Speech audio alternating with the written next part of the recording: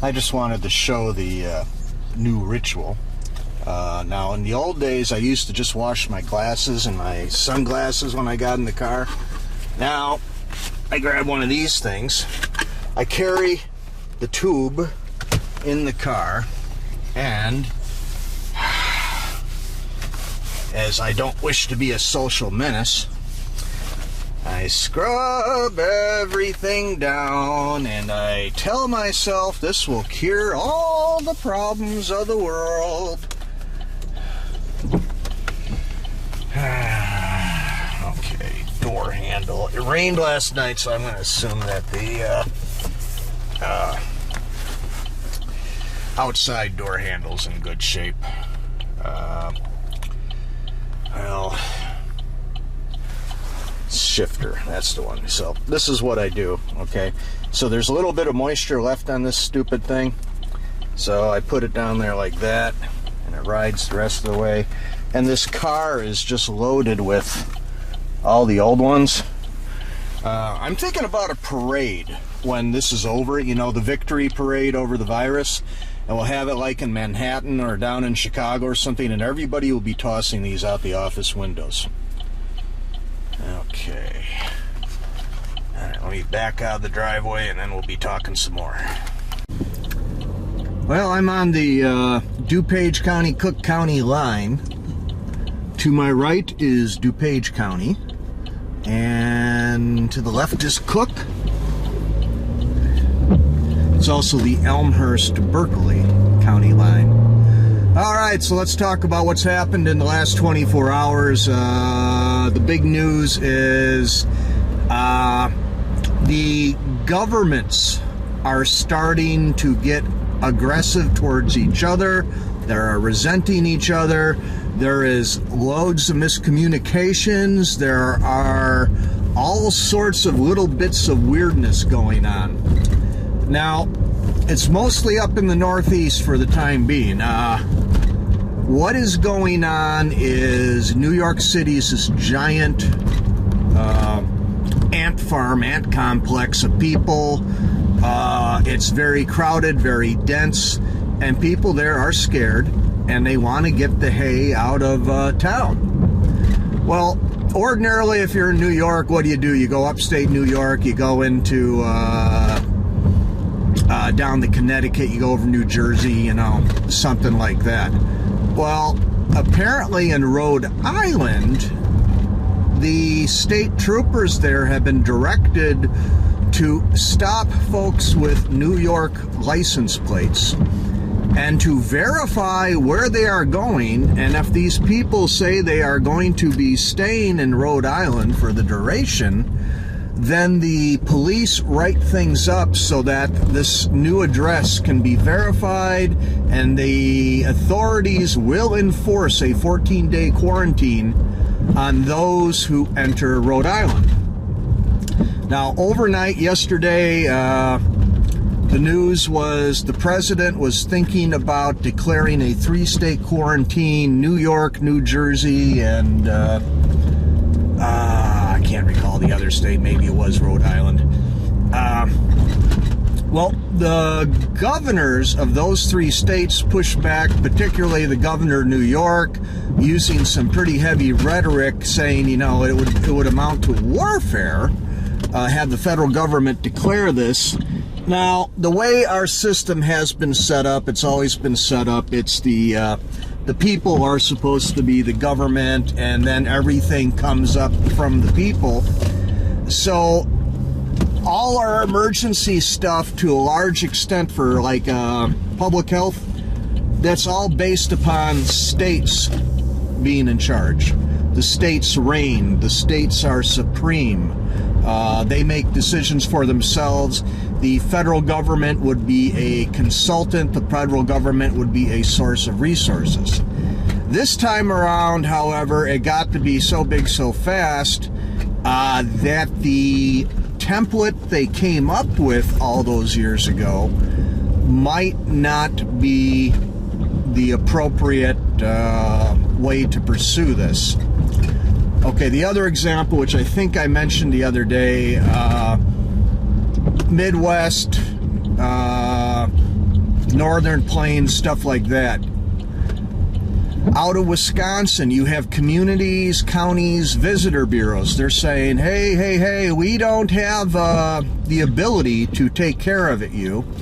One person out of Sturgeon Bay, Wisconsin, used the phrase, "We cannot take care of you at our Band-Aid hospital." And so that's really what's running around in my mind right now, and that's the conflict. I really don't think there should be a cap on movements or a stop on movements. If somebody has a cabin cottage up north somewhere and they are well supplied and they are healthy, I think that should be allowed. On the other hand, the hospitals in these rural areas are not equipped really to do anything. The Band-Aid hospital is the remark. And so if you break your leg, you get a concussion, you got some sort of horrible parasite eating at your brain, they're not going to be able to take care of that up in Sturgeon Bay or other places. So they don't want their services overloaded. However, as somebody pointed out to them, well, hey, folks in small town USA, if we can't come up to seek refuge there, well, maybe you guys should stay away from our hospitals and our resources. Shoes on the other foot now, right? Turnabout's fair play? I don't know. I don't know if that's fair play or not. Bottom line is, it's a bad situation. There is a movement of people in the nation. Most of the movement is responsible, but there are a number of people who just don't get it. Let's go back to the example of the spring break people down in Florida. There was some really cool science that came out on that. I think it was some college, university, state, somebody. They were looking at the cell phone signals. And they were able to plot them on a map. And so when all these people were down in Florida and all the beaches and everything, they were able to see all these cell phones, where they were located. They're all clustered together along the beaches. But where it gets interesting is after spring break is over, the same people, the researchers, were able to track these cell phones, and they just went all over the place. So these people that were in Florida in close proximity with each other and playing around and roughhousing, screwing around, getting in each other's faces, literally, they spread out across the whole southeast of the country. They went back up the eastern seaboard, back up to, Washington, New York, Boston, all them places. There's some that made it up through Kentucky, Tennessee, heading out for Chicago. Others went back to Dallas, Houston. So there's this whole line of stuff going on. Now, New Orleans. New Orleans, I think, could be the poster child for bad government in the United States. It would be a close competition with Chicago and Cook County. But New Orleans, for whatever reason, they decided, well, this isn't so bad. We'll just go ahead and Mardi Gras anyways. Well, they kept it going despite a lot of other events being shut down. And the government out of New Orleans, they're saying, oh, it should have been the federal government telling us what to do. Well, that didn't work out for you, New Orleans, did it? So again, we're going back to the old model. So if you had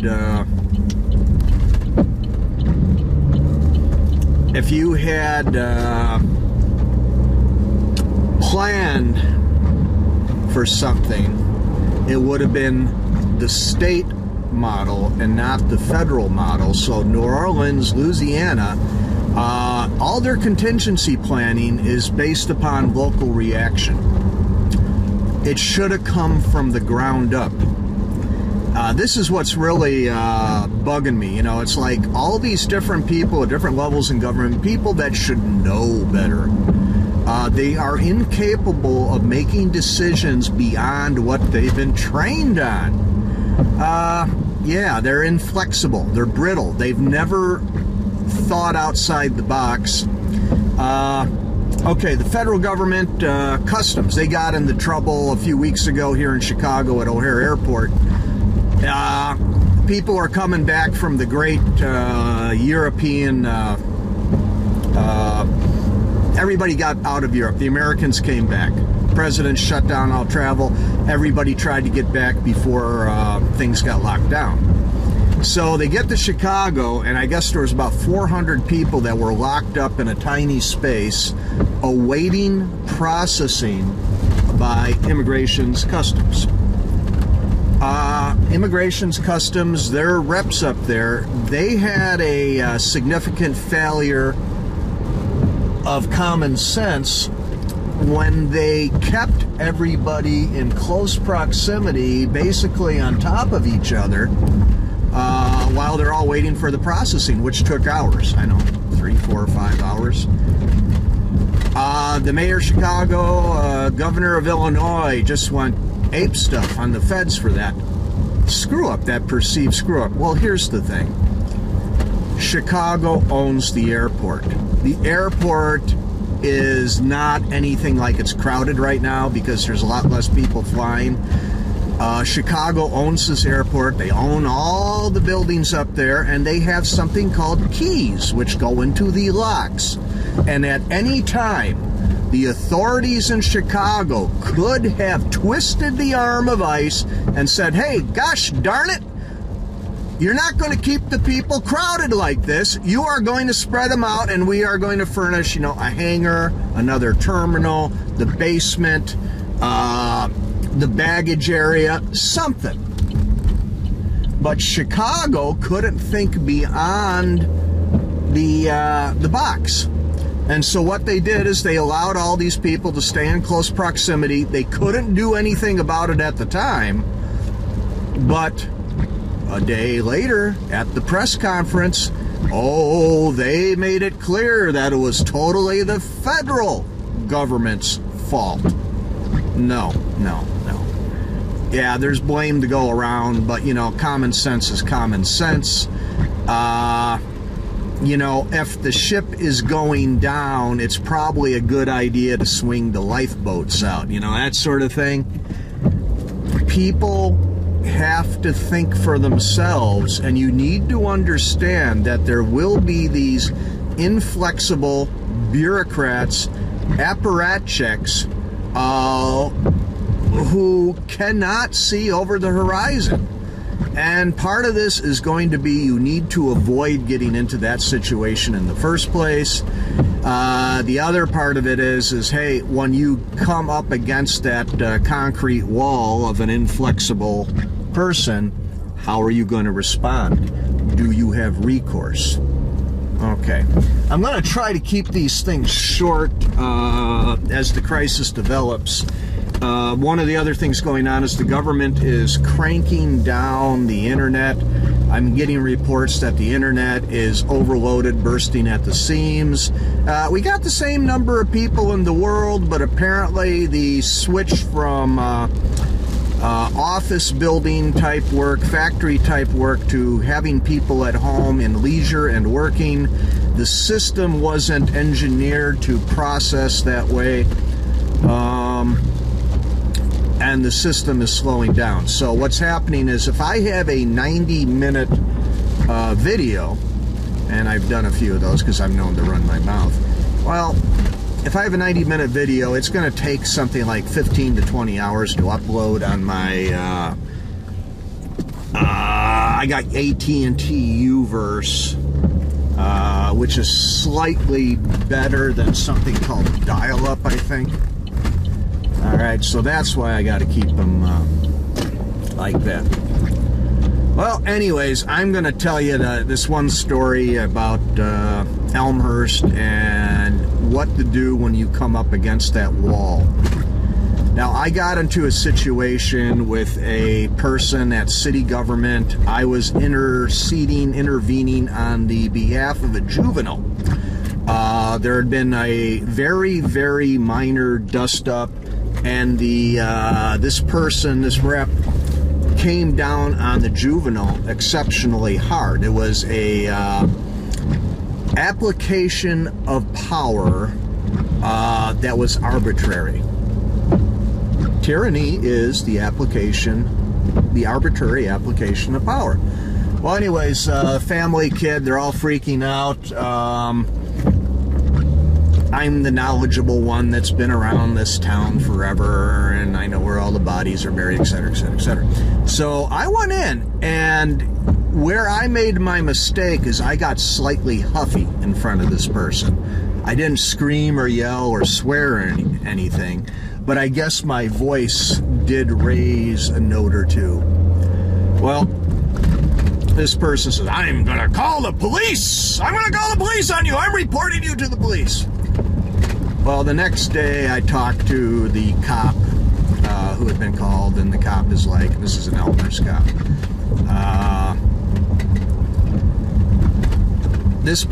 What this person told me, he said, you know something? He said, what this juvenile did isn't even on the radar. It's a bunch of malarkey. It's a bunch of BS. Don't worry about the kid. There ain't nothing is going to come out of that. Then this cop looks at me and says, but, Mr. Feldspar, says, you need to remember where you are when you speak. Says, you have your right to an opinion, but you got to remember that you were in the government office and they maintain a certain decorum. You can't have a disturbance, blah, blah, blah, blah, blah. And I thought on that. And you know something? Over the years, this was over about a dozen years ago. And I've taken that one to heart because it's worked for me in quite a few times. When you get angry, when you get mad, when you get upset, and stuff goes down, quite often people get indignant. They get emotional.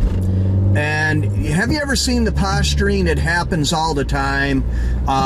People are all upset because there's this like moral whatever, and they start flipping out and screaming and getting in the cop's face or the authority person's face.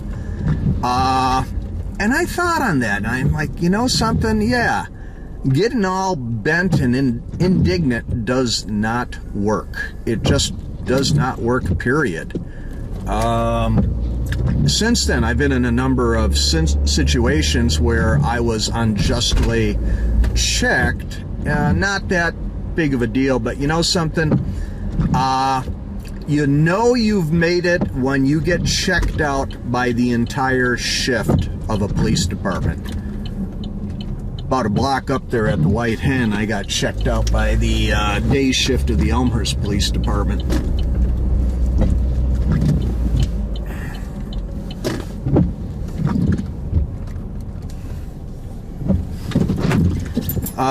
So what I'm telling you is, when you do hit this inflexible person, don't go all personality and everything.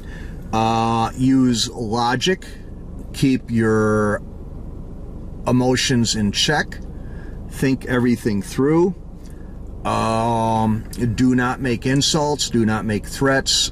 Do not get extremely animated. That will be counterproductive to whatever you're trying to do. Part of this also is listen carefully to what the cop has to say or the authority person has to say. In terms of cops, what I've found out over the years is if you listen to them, they're actually telling you what to do, and it's kind of neat when you really start doing this. They don't want to arrest you. They don't want to give you a ticket. That's work. They don't want to do any extra work. What they will do is they will pretty quick tell you why they're checking you out and what you need to do, and if they want you to get out of a certain area, well, then you get out of the area. Just don't argue, you know. Go back at a later time, make your written complaint, your verbal complaint. You know, if your kid was screamed at downtown for social menacing, well, don't take it out on the beat cop, you know. Very politely send a note, send a business letter, and have it checked out that way. There will be situations where that might not be possible, but at every increment of an escalation, you need to keep yourself under control. You have to have that dynamic in your head where you are calm, you can see through the fog, you're not letting your adrenaline call the shots on you.